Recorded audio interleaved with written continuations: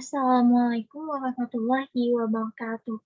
Selamat pagi adik-adik, perkenalkan nama Ibu Dina Aprilia. Saat ini, Ibu sedang menjalani PPL di Mandua Banjarmasin mengajar matematika.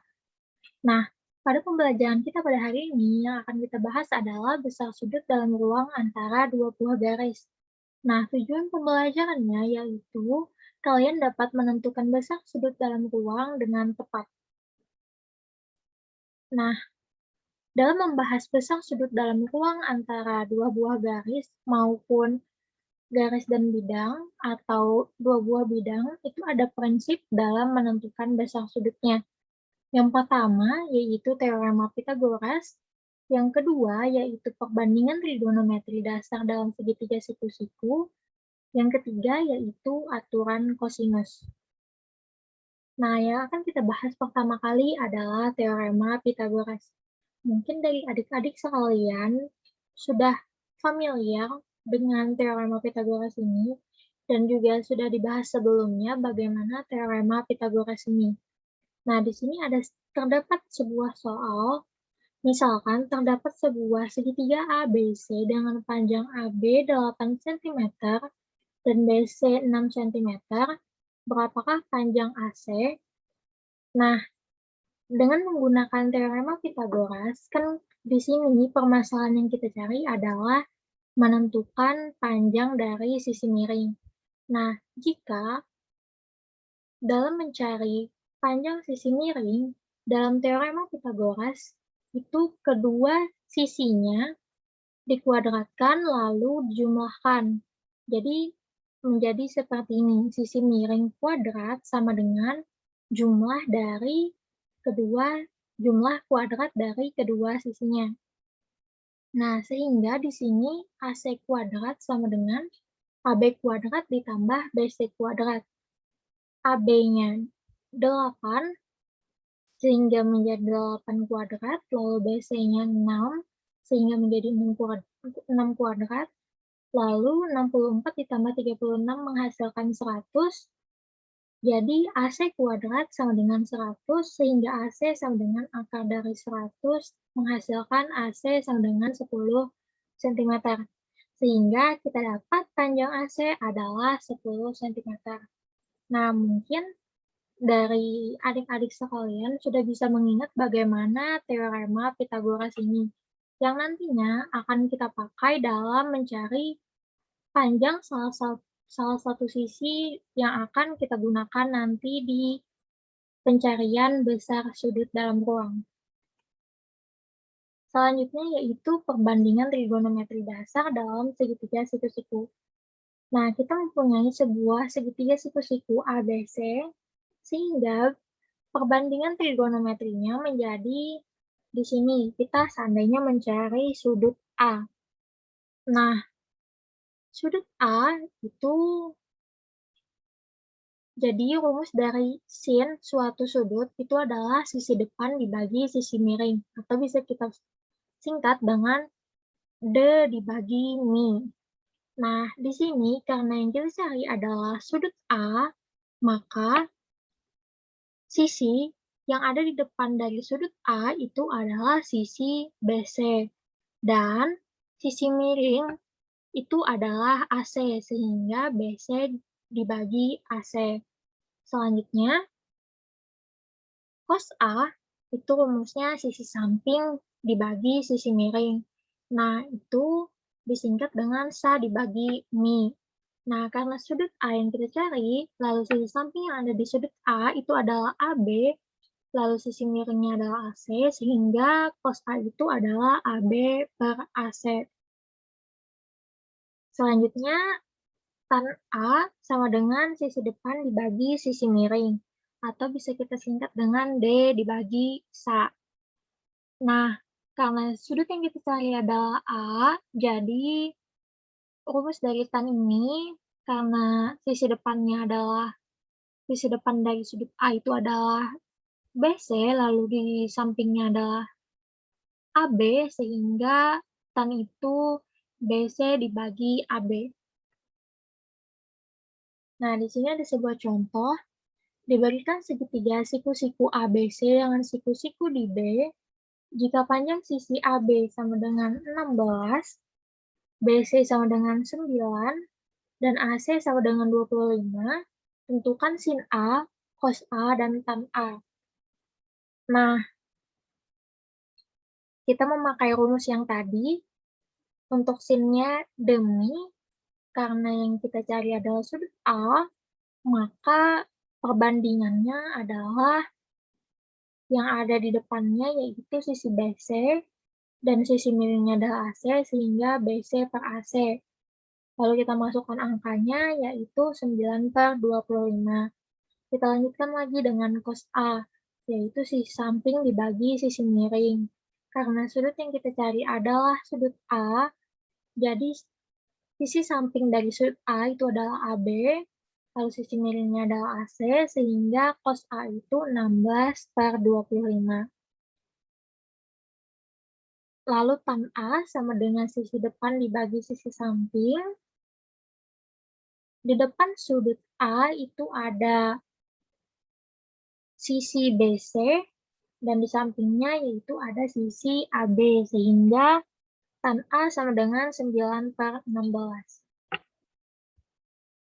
Nah, lanjut ke yang ketiga, aturan kosinus. Aturan kosinus itu digunakan untuk menentukan salah satu sudut segitiga saat tiga sisi diketahui. Nah, misalkan kita mempunyai segitiga sembarang ABC,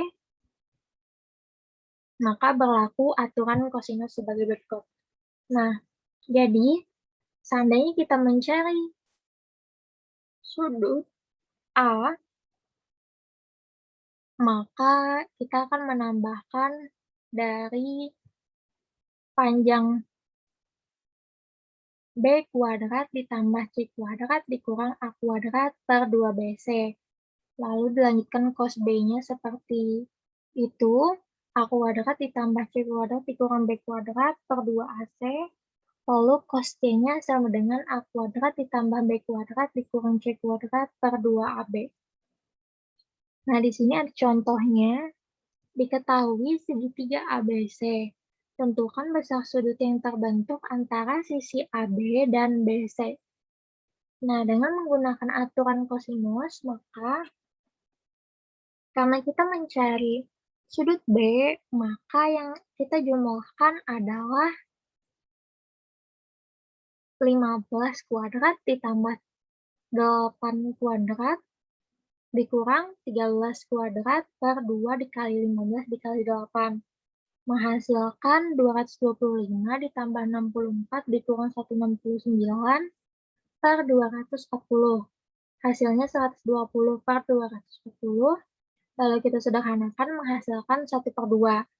Nah, jika teman-teman masih ingat, itu adalah sudut istimewa. Jadi, kalau cos menghasilkan 1/2 itu hasil sudutnya adalah 60 derajat. Nah, jadi besar sudut yang terbentuk antara sisi AB dan BC adalah 60 derajat. Kita lanjutkan ke besar sudut antara dua buah garis. Nah, misalkan terdapat garis G dan H, langkah-langkah menentukan besar sudut antara dua garis adalah sebagai berikut. Yang pertama, jika kedua garis belum berpotongan, maka geser salah satu atau keduanya, sehingga kedua garis menjadi berpotongan. Dalam menggeser garis harus tetap sejajar dengan posisi garis awalnya. Sudut yang terbentuk merupakan dari perpotongan dua garis. Lalu yang kedua, hubungkan kedua ujung garis sehingga terbentuk segitiga. Lalu yang ketiga, ada dua buah kemungkinan besar sudutnya, yaitu yang pertama, besar sudut langsung bisa ditebak. Jika segitiganya sama sisi, besar sudutnya adalah 60 derajat. Sudut siku-siku, besar sudutnya adalah 90 derajat, dan segitiga siku-siku sama kaki, besar sudutnya adalah 45 derajat. Atau yang kedua, sudut tidak bisa langsung ditebak. Ada dua cara, yaitu yang pertama, terbentuk segitiga siku-siku. Nah, jika terbentuk segitiga siku-siku ini, perhitungan sudutnya itu menggunakan perbandingan trigonometri dasar.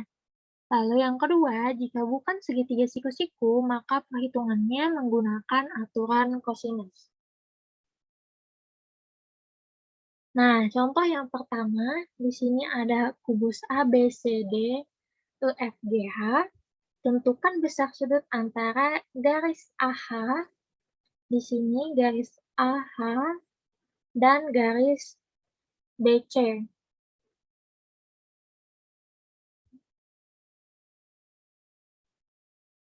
Nah, karena garis AH dan BC belum berpotongan, maka kita harus menggeser salah satu.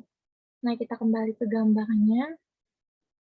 Nah, di sini letak garis AH, lalu di sini letak garis BC. Jadi kita harus menggeser salah satu dari kedua garis tersebut. Kita pilih untuk menggeser garis BC secara sejajar. Jadi tidak mengubah bentuk apapun, tetap sejajar seperti ini. Kita geser yaitu ke AD di sini. Sehingga AH dan AD itu terbentuk sebuah sudut karena dua buah garis tersebut berpotongan.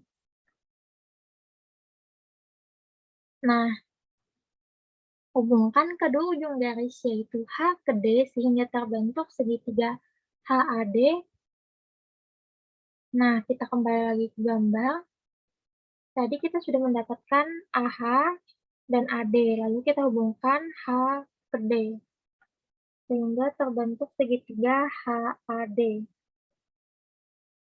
Nah, yang akan kita cari adalah sudut A di sini. Karena segitiga HAD merupakan segitiga siku-siku dengan sudut siku-sikunya di D di sini, maka besar sudutnya yaitu 45 derajat, sehingga besar sudut antara garis AH dan BC adalah 45 derajat. Yang kedua, pada kubus ABCD EFGH memiliki panjang rusuk 4 cm. Jika θ adalah sudut yang terbentuk oleh AG dan AC, jika sudut antara garis AG dan AC adalah θ, maka tentukan nilai sin θ. Nah, di sini kita mempunyai kubus ABCD EFGH. Nah, sudut θ terbentuk dari garis AG dan AC. Nah, jadi di sini adalah θ. Nah, karena AG dan AC sudah berpotongan di A, sehingga kita tinggal menghubungkan kedua garis yang ada di ujungnya, yaitu G dan C, sehingga terbentuk segitiga CAG dengan sudut AG, AC sama dengan sudut CAG. Nah, kita mendapatkan garis CG itu 4 cm, karena itu merupakan dari rusuk kubus. Nah, karena panjang AC belum diketahui, maka kita cari dengan teorema Pythagoras melalui segitiga ABC. Mengapa segitiga ABC? Nah, di sini, karena yang kita cari adalah AC, sedangkan kita sudah mengetahui BC dan AB, sehingga bisa kita gunakan melalui segitiga ABC. Nah, di sini kita mempunyai 4 cm, di sini 4 cm yang merupakan rusuk dari kubus itu sendiri. Nah, mencari AC-nya, karena itu sisi miring, maka kita harus menjumlahkan kuadrat dari kedua sisinya, sehingga kita dapat 16 tambah 16 yaitu 32, lalu AC sama dengan akar 32. Nah, kita harus bisa menyederhanakan akarnya, maka kita menggunakan perkalian di dalam akar yang salah satunya bisa kita keluar. Nah, jadi 16 di sini itu bisa kita akarkan yaitu menghasilkan 4. Sehingga 16 dikali 2, karena 16 dikali 2 itu 32, sehingga hasilnya adalah 4/2 cm. Sehingga kita peroleh panjang AC adalah 4/2 cm. Selanjutnya, karena sudah diketahui panjang AC, maka kita harus mencari panjang AG. Karena itu merupakan sisi miring, jadi kita tambahkan kuadrat dari kedua sisinya. Sehingga menghasilkan di sini 32 ditambah 16 sama dengan 48. Lalu AG sama dengan akar 48. Nah, kita lakukan hal yang sama seperti tadi, sehingga 16 dikali 3 itu 4/3, sehingga panjang AD adalah 4/3 cm. Nah, karena berbentuk segitiga siku-siku, maka mencari nilai sin theta menggunakan perbandingan trigonometri, yang mana perbandingan trigonometrinya adalah sin theta sama dengan sisi depan per sisi miring, sama dengan D per Mi. Nah, karena yang kita cari adalah sudut A, sedangkan yang dihadapkan sudut A itu adalah sisi GC, maka depannya adalah GC, lalu miringnya adalah AG, sehingga GC per AG sama dengan 4/4 akar 3. Kita sederhanakan menghasilkan 1/3, lalu kita rasionalkan menghasilkan 1/3 akar 3. Lalu soal yang ketiga, perhatikan gambar kubus ABCD FGH tersebut. Jika titik P berada di tengah-tengah rusuk AB dan panjang rusuk kubus 10 cm, tentukan besar sudut antara garis AF dan garis FP. Di sini AF, lalu di tengah-tengah sini ada P, lalu kita bisa mencari garis FP, jadi sudut yang terbentuk adalah di sini. Nah, ini gambarannya. Nah, jadi mohon maaf, ini ada kesalahan. Jadi, AF dan FP itu sudah berpotongan di sudut F, sehingga sudut yang dibentuk dari garis AF dengan garis FP itu adalah alfa. Nah, untuk mencari besar sudut alfa, maka kita harus mencari panjang AF, lalu panjang FP, dan panjang AP. Terlebih dahulu kita mencari panjang AP. Nah, karena AB merupakan sebuah rusuk dan dengan rusuk 10 cm dan AP ini berada di tengah-tengah dari rusuk AB, maka AP sama dengan setengah dari AB, sehingga AP sama dengan 5 cm. Nah, untuk mencari panjang AF, maka dengan menggunakan teorema Pythagoras pada segitiga AFE. Nih, AFE. Jadi kan E ke F itu 10 cm, A ke E itu 10 cm, dan yang akan kita cari adalah panjang AF. Karena itu merupakan garis miring, maka jumlah kuadrat dari kedua sisinya. Nah, seperti ini menghasilkan 100 ditambah 100 sama dengan 200. Lalu agar bisa salah satunya kita keluarkan, lalu kita kalikan 100 dikali 2. Sehingga hasilnya adalah 10/2. Nah, mencari panjang FP dengan menggunakan teorema Pythagoras. Nah, kita sudah menemukan panjang dari PB itu adalah 5 cm, panjang dari FB 10 cm, lalu yang akan kita cari adalah FP.